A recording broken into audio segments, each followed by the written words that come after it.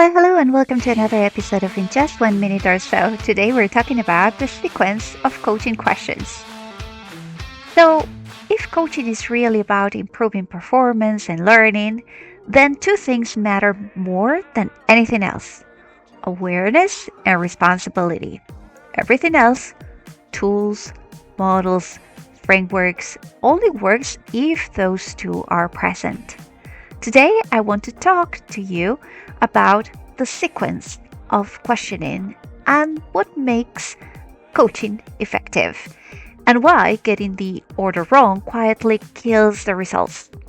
So, let's be clear about one thing: good coaching doesn't feel loose or informal, even when it looks like that way.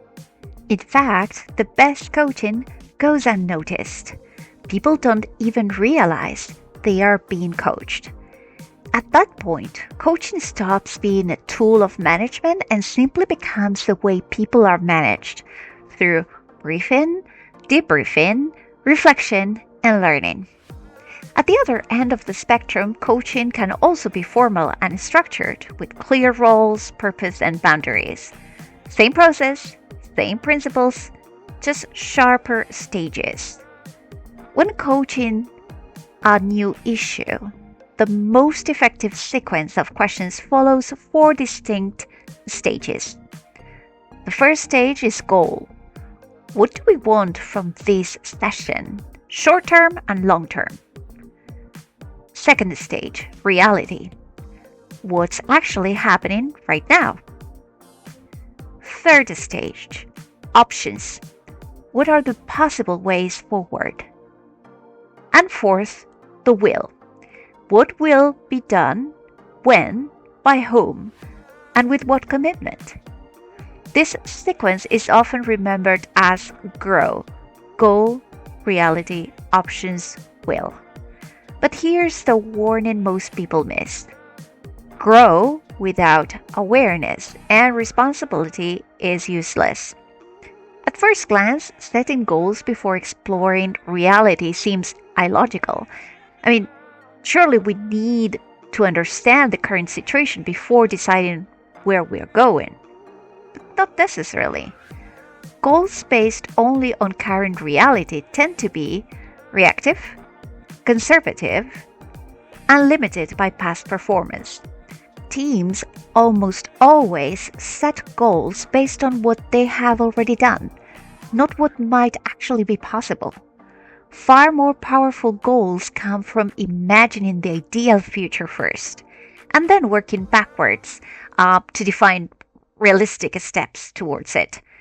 That shift alone increases creativity, energy, and motivation. Now let's think for a moment about traffic congestion. If we only study current traffic, the goal becomes obvious: widen the road. But that might contradict completely a long-term vision, like better public transport, different travel patterns, or redesigned cities. Now here's the danger. A manager can follow the GROW model perfectly without asking a single question. Like, my goal is this, the reality is you failed, the options are limited, and here's what you will do. So, no awareness, no responsibility, and no coaching at all. That's control. That's not coaching. Real coaching is iterative. You may start with a vague goal, explore reality, then return to sharpen the goal. You may discover the original goal was wrong altogether.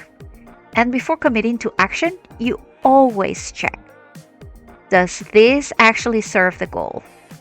So remember this: if you take only one thing away, let it be this: awareness and responsibility matter more than any model. GROW, that is, the goal, reality, options, and will, doesn't create great coaching. Great coaching makes GROW work. Alright, and that's all for today. Thank you for joining, and see you in the next episode.